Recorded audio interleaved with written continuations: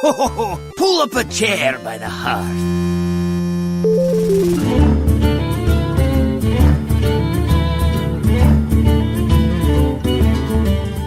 Hello and welcome to the Hearth episode 4. It's the 7th of July, a little bit late for us recording. My name is Christopher Puner, and I'm joined by the one, the only, Aiden Frost Rock Arts. How you doing, buddy? I'm here and alive. Oh, that's great to hear. If you were here and not alive, I'd be kind of, I'd be morbid. Distressed, and also, curious as to how you'd be here and dead? Yeah. Okay, alright, well, whatever, man. So... here's the deal. We didn't do a show over the weekend because it was 4th of July weekend and 4th of July. So, we had to go do some things. And then before that, shortly was Canada Day. I think Frost was still recovering from that. You didn't really do anything crazy, did you? No, I went out late. I was home, actually. Actually, I wasn't out that late. I was home at, 1 year time. Yeah, you were home. I was still up at that saw point. Fireworks with a girl and then went to Tim's, got something to eat, and then came home. Oh, great. So was this like a date situation or like a... It was kind of like, hey, you're not doing anything. Hey, you're pretty cool. Let's go. And then we just hung out for a couple hours. Well, good for you, man. That's what Canada Day is all about. Hanging out with mutual friends and stuff, right? Sure. Yeah. I don't know anything about Canada Day, so okay. Anyway, I feel like we've talked about Canada Day on the past 4 podcasts across all of our different shows. Consistently, and just kind of hung probably on that because topic. It happened. Right, that's also right, and that's also why we talked about 4th of July, but let's move on, I guess, because I don't want to get stuck talking about holidays when we got Warcraft stuff to cover, am I right? I'm right. So, a couple of important things I just kind of want to knock out of the way before we get, the show actually rolling. This show might be a little short, because we are without Matt, and we are doing that at kind of a weird time. Tomorrow is already Wednesday, which means Leaguecast and pre-brawl time. So we're just kind of trying to get this in so that we can, stay on track and not miss a week and all that stuff. But as a result, because it is kind of the middle of the day for us, it might be a little bit shorter depending. Also, again, with the absence of Matt. But we won't let that stop us from doing a show. No. So yeah, the real big thing... that's news related that we just that we are obligated, I suppose, to talk about is this this announcement per se that Blizzard sent out to a bunch of PC Gamer, IGN, a couple other people got this little tube in the mail, and when you open it up, it played a little ditty. And if you're familiar with World of Warcraft, it was the Argent Tournament fanfare. And on the inside, it had a little piece of paper that read. Oh, geez, let me find it. Okay. Champions are gathered from around the world to witness the next exciting thing Hearthstone has in store. It's on this cute little, scroll thing. News travels far and wide in search of brave new faces ready to answer the call to arms. Are you one of them? And then a whole bunch of Paladin-related, terminology muster for battle and mark July 22nd on your calendar. Something about next big news won't come in the way of Carrier Pigeon because obviously they're going to make some sort of announcement. So do you know anything about this, Frost? Have you seen any chitter chatter online about it or? So there's a bunch of talk, there's a bunch of discussion on Reddit about it. It's pretty I have no idea what the Argent Tournament or whatever you said, or I don't know what that Argent Tournament, yeah. I have no idea what that is in WoW, but pretty well what everyone said on Reddit was pretty well it's probably going to be a card expansion, not a solo adventure. It's going to be a bunch of new cards, which I think is kind of needed because eventually I think they want to add more classes, I'm assuming. So before you add more classes, you have to have a big enough card pool. So I think that this is probably the right type of expansion. I don't know how it's going to be themed, if it's going to be some sort of you can't have it Paladin themed, you know what I mean? Well, I mean you can. You can, but also think about it this way: in Goblins vs. Gnomes, they had a bunch of cards that were not themed with goblins and gnomes. Yeah, that's true. But I mean, Paladin's a class. The way I think of Paladin is the class. You know what I mean? I know, but how do you make a Paladin themed demon card? The only reason that people are saying Paladin related is because the Argent Tournament was Tyrion Fordrine's thing to find powerful heroes to take on Icecrown Citadel in the Wrath expansion. Do you remember when we were talking about Tyrion Fordrine, I think, in episode 1, about the Argent Dawn, the Argent Crusade? Yeah, so like that whole new movement, like once because he was like in hiding for a while and he came back, Mr. Badass Paladin got the Ashbringer and stuff, right? And then he started this thing called the Argent Dawn and did the Argent Crusade stuff. And then they were in Wrath of the Lich King, and he basically set up like shop like right outside Ascron Citadel and like set this tournament. It was like a couple of instances, and like there was one raid and stuff. Trial of the Champion, I believe. But yeah, so I mean, it could be a bunch of other things. Like there could also be like a bunch of really new like zombie cards. There were a lot of really interesting characters that they had during the Argent tournament, like bosses that were really cool that they can make into interesting cards. Yeah. But I mean, just because it's like themed around that, they did have a bunch of like source content in World of Warcraft to like help supplement other classes. So I'm going to bring up some of the rumors, and you're going to either debunk them or tell me if they're possible, like based on stuff. So first one is, do you think like the top comment on the main Reddit thread for it is like everyone is going to riot if this happens, but it could be a paladin skin for the class? I don't think so. No. Yeah. The reason why I don't think... No, you go ahead first. Sorry, the reason I don't think that is because Nax Ramus, the first expansion, was released on July 22nd. So, I mean, the fact that this date is July 22nd for when this is supposed to be announced, I think it's probably going to actually be an expansion, right? Okay. Yeah, so rumor number 2. Could it be a Death Knight hero class? Because the reason people think that is because the... Hold on, there's a pretty good write-up right... Oh, where'd it go? It's hiding on me. But like, do you think that it's too early to make a new class? Okay, well, let me answer the first question first. I didn't get the answer really quick. Yeah. I don't think it's a paladin hero because they didn't do that big of an announcement for warrior, hunter, and mage. I don't think that they would go all in on paladin hero like this because it's not that big of a deal. Okay, so here's someone's theory of why it might be a Death Knight class. Okay. So Death Knight class color is red. Scroll has blood red text on it. Wrath of the Lich King brought us Death Knights and Northrend. The new Hearthstone expansion is located in Northrend. Death and Decay, a Death Knight spell, uses a rose as its icon. There are roses in the corners of the scroll. Coincidence? Probably. Coincidence? Yes. I would say it was 100%. So I feel like, because I was going to bring this up before you started bringing these guys up, that introducing a new class seems like it would be the logical thing to do after this, and that this would be setting up a Death Knight class, but I don't think that this in particular is the Death Knight class. You know, 'cause it would make sense thematically for them to do Argent Tournament stuff, and then they come out with some sort of like, you know, preview that's like, you thought you had your tournament, blah blah blah, puny tournament, and it'll probably be like Arthur's or something like that, you know? Okay, that would make sense. Yeah, and then it would be like in direct response to this expansion and the event. I think it'd be hilarious though if they released a paladin hero skin instead. Oh, I would be so mad. I don't even know who it would be. It would have to be somebody Horde side, wouldn't it? Well, I mean, not necessarily, but it would make the most sense.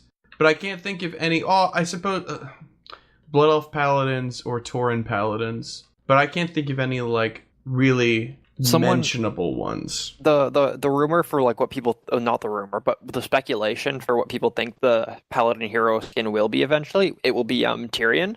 There's already a card, of course, like Tyrion, Tyrion Fordring, but when you have the hero skin, then your Tyrion card will turn into Uther. It's possible. It's possible, but they've never done that sort of treatment for anything else. But I'm saying like that is like a possibility. I think Tyrion is probably like one of the most possible choices, but I see the fact that it's already a card is kind of a problem. You know, he is right, and I don't think they're going to be doing that yet until they are really, really reaching for possibilities like years down the road. I don't think they're going to start doing that. Reusing heroes that are already cards, I mean. Mm-hmm. But yeah, are there any other rumors, possibilities? No real speculations other than those. Speculation. Speculations. Yeah, so I think it's just going to be an expansion. That's my gut guess. Which is exciting, because that's soon. That's like in a week and a half. That's in 2 weeks. Wait, it's in 2 weeks and a day. Yep, I can do calendar math. 2 more episodes, Chris. It's like... There we go. We'll just count... 14 more sleeps. Well, not if I do it right and I get my naps in, right? So the next big thing is that 6.2 is kind of confirmed to be the last patch with a raid in it. That doesn't necessarily mean it's the last patch of the expansion, but it just means that it's probably the last raid we're gonna see, which is weird because that means that this expansion is done really, really quick, like extremely, extremely quickly, which is fine then too because BlizzCon is also happening, I think, in October or November. It's gonna be a boring BlizzCon though. I don't think it's gonna be. Oh man, but there are so many things. It's good though. There's so many things that they could announce. No, but look at BlizzCon. Every second year, there's like an expansion or like an expansion for one of their games, right? And then the year after, it's like nothing. It's like every second. Like I think this year at BlizzCon is all going to be Overwatch stuff. Nothing WoW related. Nothing Heroes of the Storm. Nothing Hearthstone. Other than minor things. I mean, I think they're going to announce a couple of new upcoming heroes for Heroes of the Storm. Yeah, but I mean nothing huge. Like they're not going to announce like another expansion for WoW or anything like that. I think they're going to announce a new expansion for WoW. Want to bet on this, Chris? Let's. We can. You're already wrong. So we can put a bet on. Well, why do you say that? What do you? I mean, they didn't have one last year, right? Fuck, you actually might be. Damn it. Yeah, they had every once in a while they choose not to have a BlizzCon. They just have like an esports thing instead, and I think last year. No, they had BlizzCon last year. Did they? Yeah, because a girl I know went to it. Oh, okay. Well, they didn't announce Warlords last year, did they? I think they did, and I'm actually wrong. Yeah. I think they did. I'm actually not sure now. We'll have to look into that. I'm not sure. Okay, well, anyway, BlizzCon is happening this year, and I'm pretty darn tootin' sure that they're going to announce a new expansion, or at least give us some heavy teasers. But probably Diablo is just going to be like talking about the new changes they're doing in the patches. I think Diablo's going to be boring this year. I think StarCraft Legacy of the Void stuff is going to be overwhelming. And I think that Heroes of the Storm is going to hear a couple of new heroes, some new stuff like that. Maybe some quality of life UI changes and stuff like that. But I don't know. Like Hearthstone, if they're going to be doing this Argent Tournament stuff, maybe, okay, so the timing would make sense for them to then talk about adding a new class at BlizzCon. Yeah, it really would. It'd be like enough time after this new expansion to like it will have slowed down enough for a new classes or whatever content they want to release next. Exactly. To come around. Yeah. So that'd be cool. Yeah. Anyway. Sorry, one more thing. Sure. So I was right about every second year. Like 2009 was Cataclysm announcement, 2011 was Pandaria, 2013 was Warlord. So you're probably right. There will be a new expansion announcement. Yeah, this is 2015. Yeah, so hopefully, fingers crossed. Too bad I didn't get you to bet on it soon enough. Yeah, really. Yeah. So speaking of Here's the Storm and new heroes, the Butcher is live as of this week, as is the Eternal Conflict event. And I don't know, Frost, did you get in there and play any? I haven't played the new map, but I've like watched a lot. I watched a lot of Twitch streams this week. Like I watched the Team Tempo Storm, like their competitive almost at Hearthstone. Their competitive Heroes of the Storm team. I watched them play. Watched them get to rank 1. The record's like 95-3 or something. They're so good at the game. Oh wow.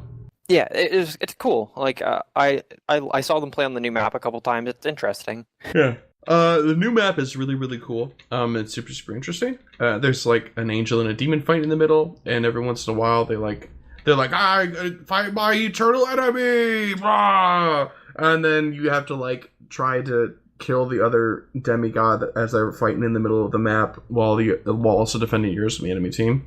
And really what they do is they just throw like spitballs at each other, and they don't do any damage to each other, and you and your friends have to make like the event go forward, which is kind of cool, I guess. But like when one of them reaches half health, they like do this weird like Dragon Ball Z fighting thing where like they fight in the middle and then change positions.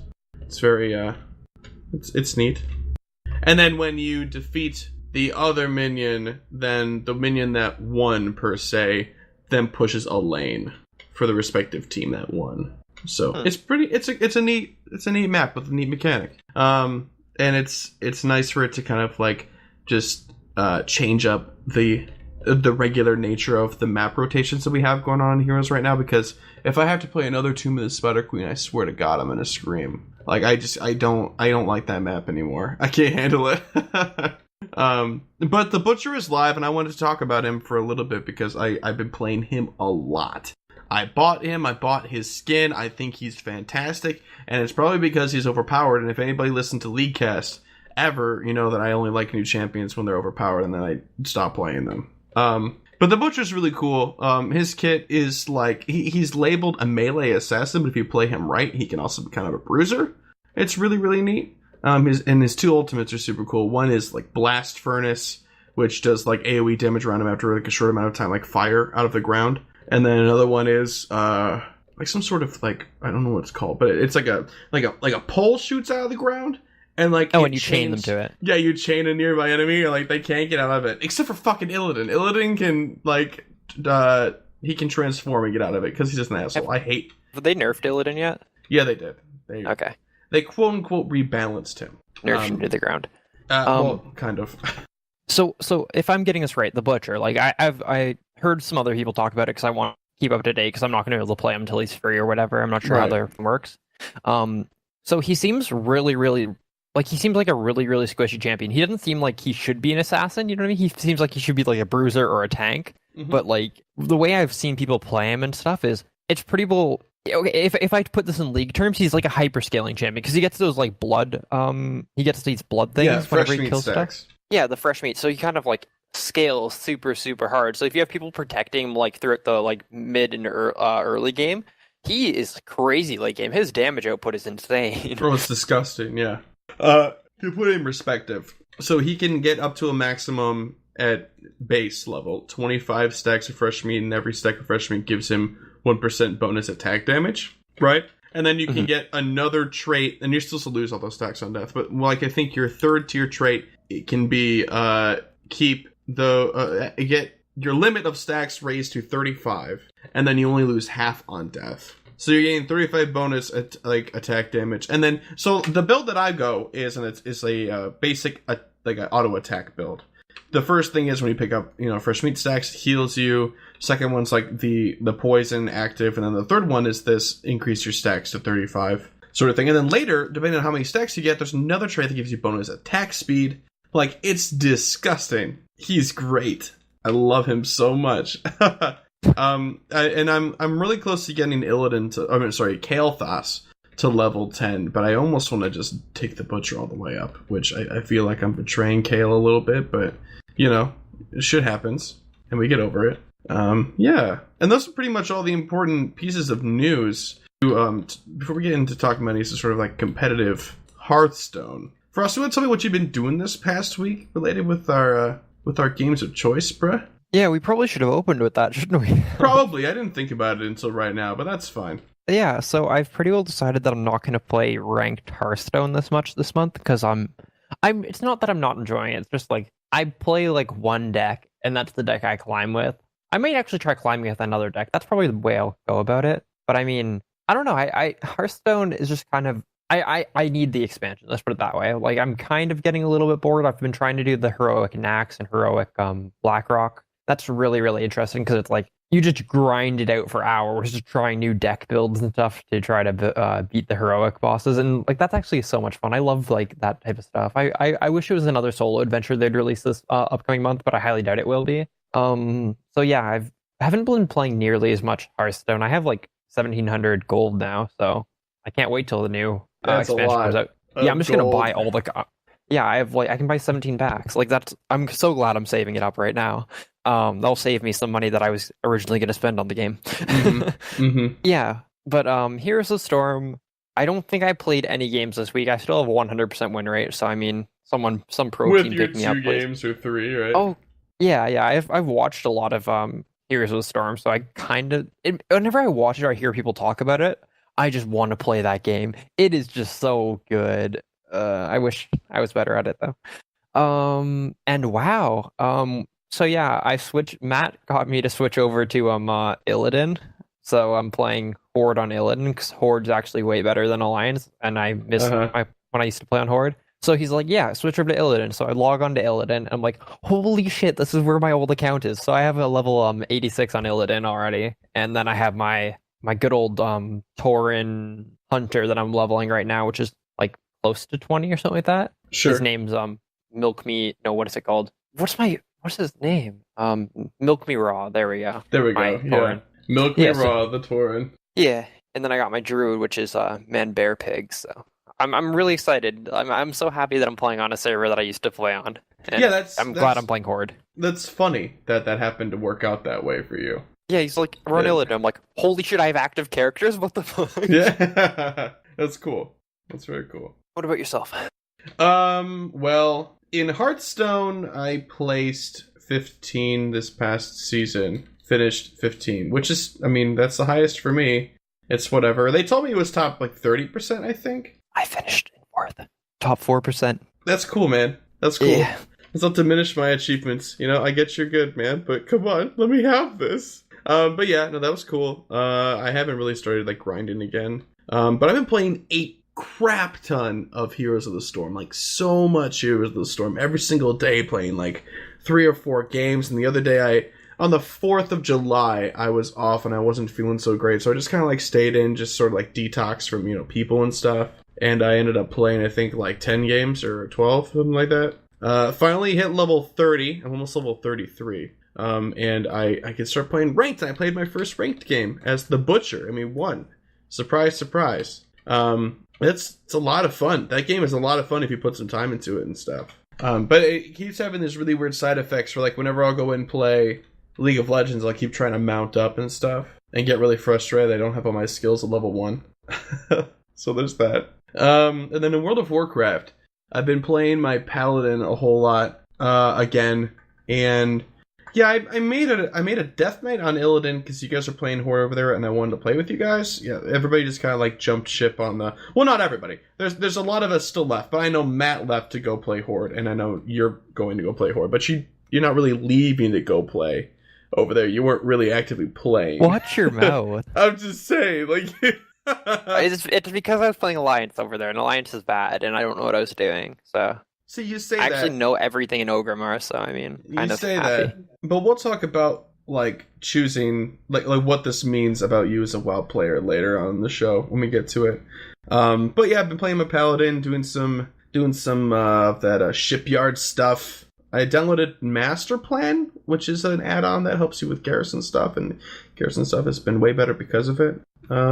Yeah, trying out the new raid in LFR and stuff. It's a good time. Hellbreach is neat. I really like all the fights. There's a big fight with Iron Reaver. It's like a gigantic Fel Reaver. And it's like fighting Iron Man. It's super, super cool.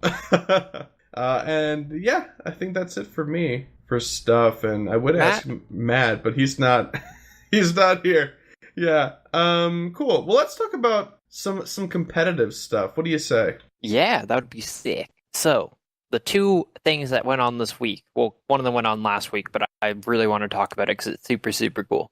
So, first of all, the Archon Team League Championship, they had their first couple days of play, and holy crap, this tournament is way better than watching, like, one guy play another guy. So, the concept of the tournament, if you didn't hear last week, was you have your team, like Team Tempo Storm, or Team Celestial, or whatever, like, your Team Value Town, right? So you have 3 members on the team. For example, Team Value Town is Trump, Kibler, and Dog. So each player has 2 decks, 2 unique classes. For example, Trump might be playing Mage and Warlock, Dog might be playing Rogue and Priest, and then Kibler might be playing Warlock and Druid, right?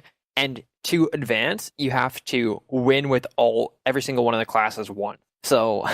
No matter what, you're going to get 6 games out of each matchup between 2 teams, and it's just such a great tournament. I love seeing a lot of different decks played. Like, of course, still Shaman isn't played. Shaman's probably the weakest deck right now, but I mean, it's better than seeing like a maximum of 3 decks played in like an actual like regular tournament. I love seeing 6. Like, it's so much more diversity, and I don't know. I'm learning more.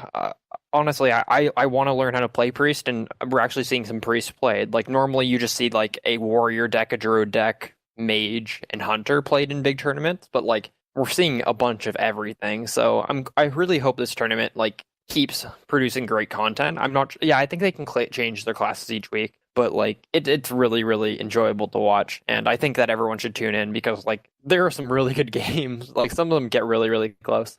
But the other major thing I wanted to talk about was the FireSide tournaments that Blizzard has been hosting. So a couple months ago, Blizzard opened up these FireSide tournaments. Pretty well, they're gatherings. Like, there was one in Toronto last week, in Toronto, Ontario, Canada. So it's pretty well like, hey, it's a social thing. You come to the event, you play some tournament matches. They're casted by, like, for example, the Toronto one was casted by Crip and Rodan, I believe. So you get some pretty good casters, and then it's like kind of semi-competitive, and stuff like that. So the reason why this tournament in Toronto was really interesting was there's a YouTuber by the name of Disguised Toast. He makes really good Hearthstone content. So he went to this tournament because he lives in Toronto, and he's such a funny guy. So first of all, he's wearing a giant toast mask the entire time, which is his avatar on YouTube. Like, he's wearing a giant toast mask so you can't see his identity. And Okay. and he's playing these absolutely ridiculous decks. Like, the first game he won from a top deck, so like he got really lucky or else he would have been knocked out. But like he gets to the finals playing these ridiculous decks, and like there's face cams and everything, cause like it's kind of a well done tournament. So like he's doing like the John Cena "you can't see me" thing in front of the camera whenever he plays or like makes a move, and he's just completely just like hamming it up for the camera. And so the decks he's playing though are absolutely insane. Like in the final, I think he's playing against something like Patron Warrior, Druid, and Face Hunter. So like he's playing against good decks, but okay. So his Hunter deck, first of all, ran three spells. Three traps. He ran Explosive Trap, which is run in pretty well every Hunter deck. He ran Freezing Trap, which is run in mid-range Hunter decks, and he ran a Snipe. Snipe is like when they play a minion, it does 4 damage to it when they play it. So it's just so funny seeing other people's reactions when you play like really dumb cards, if you will, because like the enemy plays like a 4 health creature and it gets sniped, and just the look on his face, he's like, how did this guy make it to the final with playing Snipe? But then he gets into the mage match, Chris, so like he currently has 2 secrets, and we're like, okay, that's kind of normal for a mage. 2 secrets isn't too crazy, and his turn is he plays 2 more secrets, so he's a mage with 4 secrets on like turn 9, and it's just like he won the full tournament playing like a 5 secret mage deck and a 3 secret hunter deck. It's like, God, it's just, you should watch his video. It's up on his channel, Disguised Toast, but like it just, I love fun little tournaments like that. The fact that he can win with such dumb decks just like makes me really, really enjoy the game. Yeah, that's super, super cool. It's just funny, like the turn where it's like he has 2 secrets and now he has 4 secrets on mage. It's like he's in the final of a tournament, just like his opponent's reaction is just hilarious. Just like, how do you play around 4 secrets? You don't. You assume he has them all up. Right. That's awesome. That's pretty well it for like competitive stuff like that I was really paying attention to this week. Sure. I think there was also some other stuff going on. I think Matt's going to talk about that on Saturday when we record again. Yeah. Yeah, cool. So let's go into let's go into like our Don't Be a Scrub section, and this is what I was talking about before. We were talking about Frost jumping ship and playing Horde like a baddie. I want to take a little bit and have either discussion with you or whatever, Frost, about how choosing the right class and race is crucial to you enjoying World of Warcraft to the fullest. So before I just like start talking about this, give me the reason as to why you enjoy Horde so much more than Alliance. It's purely because that's what I played when I started, and I know the area, so it's familiar area. Oh my god, I can't talk. The familiarity? Yes, thank you very much. Like, yeah, it's just kind of like, hey, I actually know where Ogrim are, or hey, I actually know some of these starting zones. Like, I know the entire like starting quest for Tauren, for example. Right. Like, it's just, I like being able to not waste time just trying to figure stuff out, and I honestly just like that way more. Okay, fair enough. So if there's nothing inherent about like the races that you like more, if you want me to go into that, the only good Alliance race is human, and then the rest of them are absolute ass, and then most of the Horde races are good. Okay, is there a Horde race you don't like? I'm looking. I honestly can't remember. I don't want to like. I like Undead because that's the first thing I ever played. Obviously, Orc's pretty dumb. I don't like Orc that much. Tauren is the best race in the entire game. First of all, okay, 100%. Who doesn't want to play a cow like that? Anyways, a lot of people don't want to play cows. You're wrong though. Trolls are pretty awesome. I have a troll druid. That's my main. Goblins are pretty lame, and then blood elves are awesome. So I mean, did I miss anything? I like how you said goblins are lame, but you like blood elves. That's weird. I mean, I don't know. It's kind of weird. All right, I mean, okay, I like every single race in World of Warcraft. I think they're all really great, except for Pandaren. I don't really care for the Pandaren that much. I also really don't like male Draenei. I don't know why.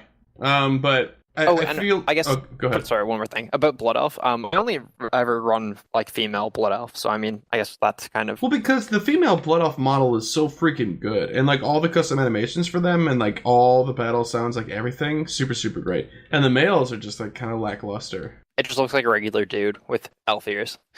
Kind of a regular sort of gay dude. Yeah, With elf ears. very flamboyant. Yeah. So anyway, a lot of people play World of Warcraft. There are a couple of modes of thought when playing World of Warcraft. First of all, one, people playing with their friends. You want to play with your friends. Obviously, you want to. It's a social sort of game. The game is a lot more fun with people that you know, people that you care about. Like you can do stuff together, hang out, go adventure.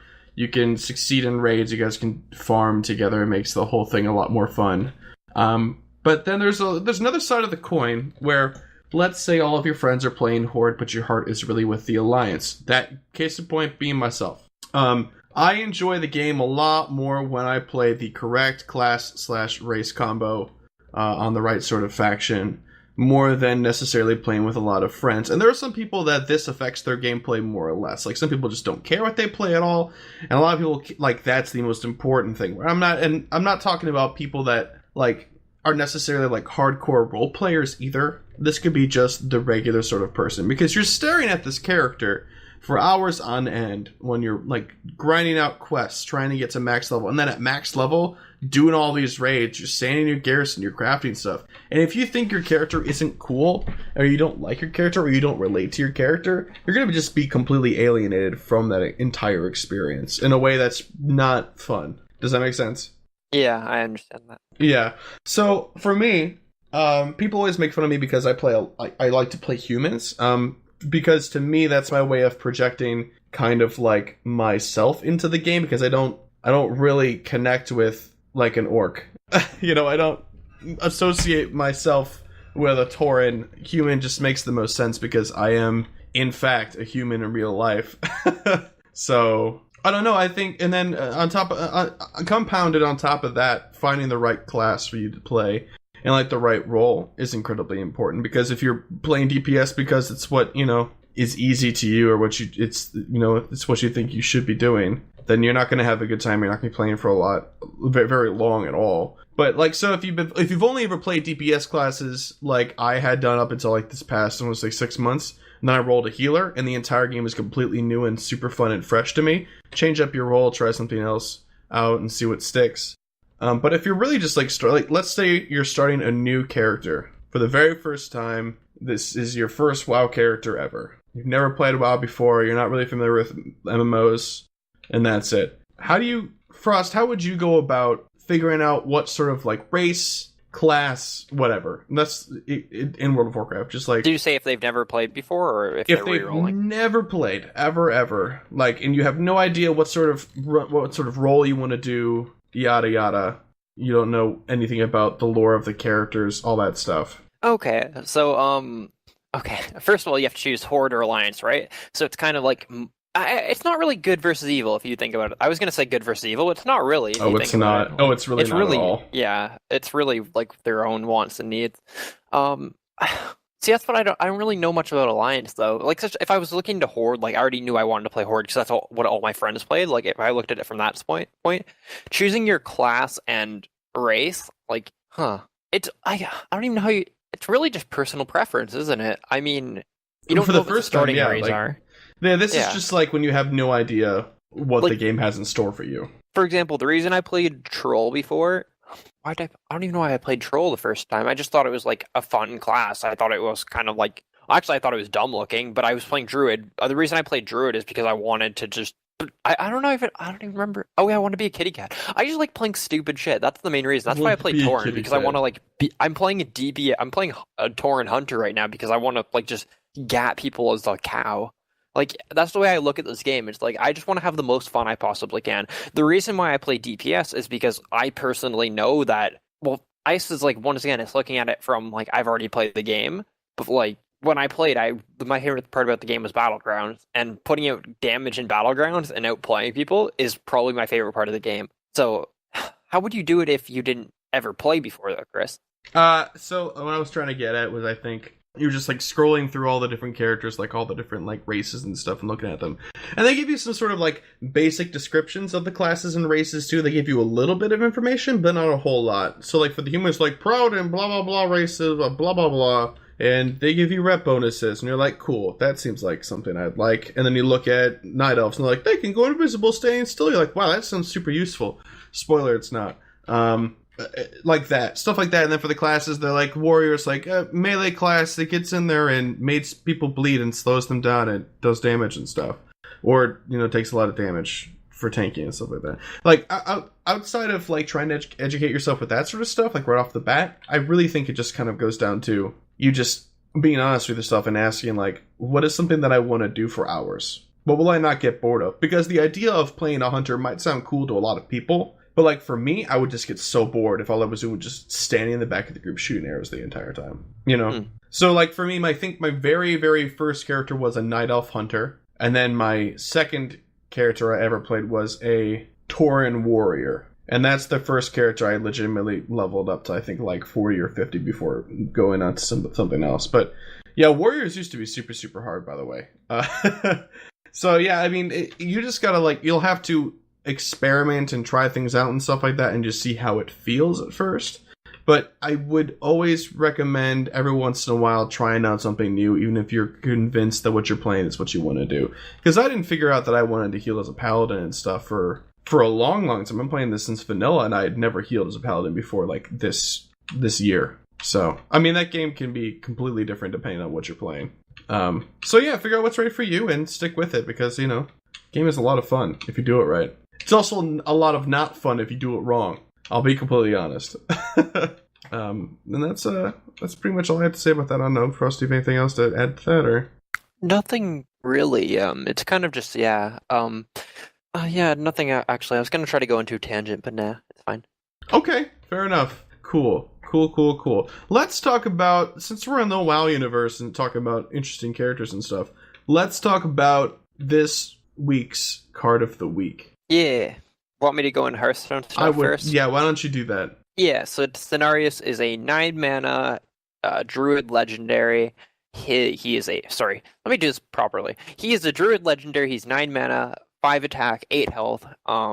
He has the text that you choose one of the two abilities, like most druid cards, which is either give all your other minions plus 2/2, or summon 2/2 treants with taunt.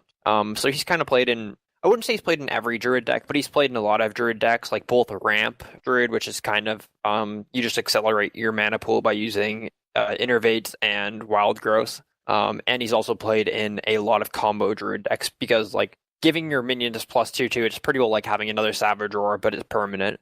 So overall, he's like a really, really good card. If you want to play druid, I would definitely craft him. I mean, like, he's not necessary, unlike certain decks, like you need Antonitis for like Mech Mage or like something like that, but like he's still really, really powerful. He definitely is a big body, and he can really turn a game if you play him at the right time. He's kind of hard to use. Like, there's situations where you're like, okay, I'm always going to summon the 2 treants with taunt because I'm never going to play him on a full board. But you have to really like think a couple turns in advance to set yourself up for maybe a good Cenarius buff turn. Yeah, so I like him. I have him. I think that he's good, and craft him and play him in every deck because he's awesome. So I'm going to read you his flavor text. It is, yes, he is a demigod. No, he doesn't have to wear a shirt. When he attacks, when you summon him, he says, who dare defies this ancient land? And when he attacks, he says naturally. Anything that you want to talk about before I get into trying to figure out his lore, because I have an idea, maybe? You want me to give you a little bit of something to work with? I mean, I know he's like, well, obviously he's half elk and half... Is he night elf, I think? Kind of. Yeah, so he's like, I think he's half and half, but I mean, I kind of know how he's related to people, kind of, maybe? Okay, do you want me to tell you who he's who his parents are? His parents... I know his father's Maloran, right? Yes. Okay, I don't know who his mother is, though. I don't really... Oh, Alun. Like, is that like Priestess of... No, Priestess of Alun is like a... Wait, is Alun... Alun is like the goddess of the moon. Okay, not a Hearthstone card. No. Priestess of Elune is somebody that worships Elune. Yeah. I got it. All right, so why don't you give it a shot? Yeah. So, fuck. I really don't know much about him. I know that I'm assuming he has something to do with what's it called? Malfurion, and then I guess also due to that, Illidan. Okay. I don't know if like they're his like not his mentor because he's like the mentor. He who mentored him? Malorn. Really? Okay. No, I and think Ysera. Ysera did as well. Yeah. Okay. The Green I Dragon. think I'm pretty sure his students are like Malfurion and not maybe so much Illidan, but like Illidan obviously being related to Malfurion. I think that they're somehow tied into being his students. I know there was something about later him being slain by Grom. Yes. I'm not sure why. I really don't know much about him. Like obviously all druids are kind of like the land is like sacred. They want to protect everything. Yada yada yada. I think he got is he resurrected or something? Because I know he in Cataclysm he fights Ragnaros or something like that. Mm-hmm. Yeah, I'm really like just pulling strings together from my knowledge when I played WoW like 3 years ago and Hearthstone. You're Like, doing a really great job. You're doing a super, super good job. Is there anything else I could really get from that though? He's obviously, I would say he's good. He doesn't just try to destroy. Like obviously he tries to stop destruction of Ragnaros, but I mean I really don't know much more than that. Okay. All right. So the pieces that you got together was that his pupils were Malfurion and Illidan. He was killed by Grom and was resurrected during Cataclysm to fend off Ragnaros. Yes. Okay. All those things are correct to a degree. Of his people that were his that he was mentoring, also Tehran Whisperwind was part of it too. You might recognize her from Heroes of the Storm. But she was already like a priestess of Elune, so she couldn't like really like dedicate herself to his stuff. So anyway, Cenarius, he's the patron god of all druids. Hence the reputation grind for the Cenarian Circle. The Cenarian Circle is named after him. He's the son of Malorn, who's a gigantic white stag god. And then he brought druidism to the Night Elves. So he was around when the Night Elves were first brought around by the Well of Eternity, which is like the first big event in the Warcraft universe. So he was around for that. He like was trying to like wait until somebody would come along that he could teach and stuff like that, because there used to be druids, and then like after a long period of time, Night Elves were just like so obsessed with the Well of Eternity and like magic and stuff that they were like, nah, like whatever. So then eventually Malfurion and Illidan, Stormrage, and then their mutual friend and love interest Tehran, they like find these legends about this ancient dude that they think is really cool sounding and about druid magic. And so they're like, oh, let's go find him, like tongue-in-cheek, like let's go on an adventure sort of thing. And they find him. Cenarius like steps out of the woods and is like, yeah, I'll teach you guys how to be druids. And they're like, oh, that sounds great. Tehran is like, but I'm a priestess of Elune, so I can't. And then Illidan's like, I will give it my 100%, but he sucks at it and he's terrible at dealing with nature magic, which is why he ends up being like a demon hunter, you know, like he's just really frustrated because he's also like being like embarrassed in front of Tehran as well. So it's like doubly as terrible for him. And then Malfurion's like, wow, I'm natural at this. And Cenarius is like, I already knew that. If I had to choose one of the three, it'd be you. And so Malfurion is like his star pupil and stuff like that. So the Burning Legion comes through, the Well of Eternity and stuff, like all that sort of stuff happens. And then Malorn gets killed by Archimond, who snaps his neck as they're like fighting. And then Malfurion, like in a rage because Cenarius is like unconscious and he has been pulled into the Emerald Dream to recover from his wounds from the battle. Malfurion like summons a bunch of tingling roots to trap Archimond, and then Archimond has to end up like teleporting away and stuff to not die, which is nuts that Malfurion could do that. But yeah, no, Cenarius is around and stuff, and he does those things, and then he like comes back out of the Emerald Dream. And he's like, why is there now a second Well of Eternity? And Illidan's like bending over it and like looks up like he just got caught doing something bad. And he's like, oh, fuck. And Cenarius is like, what are you doing? That's bad, man. I thought we just talked about this. I know I've been away for a little bit, but that's bad. And Malfurion's like, let's just lock him up forever. Okay. So that's like how he's important to that sort of arc. And then Illidan, is free and he escapes and into the Outland and stuff like that.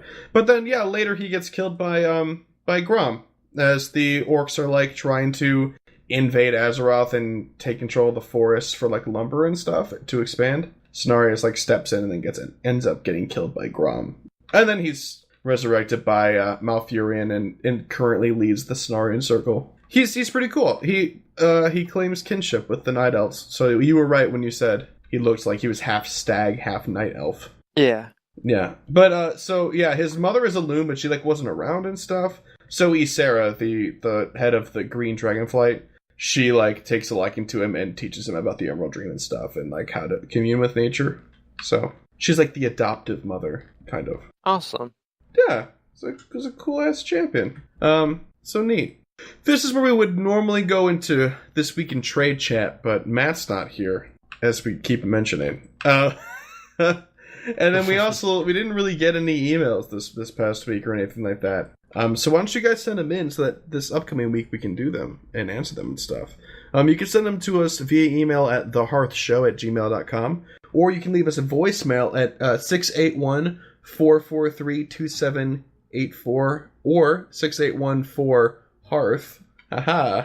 And we'll play them on the show and answer them and stuff. It'd be a good time. You can follow us on Twitter at Hearth Podcast. You can also find us on Facebook. You can also find us on Stitcher and iTunes. Just search for The Hearth, and you'll find us. For any other information that you might want to find out about, visit our website at warfinch.com. And then support the show. If you guys want to get this show 24 hours early, if you guys want to see the cool, like, deck building things we're going to be doing once a month and stuff like that, go ahead and support us and get us to that point so we can do more cool stuff for you and with you.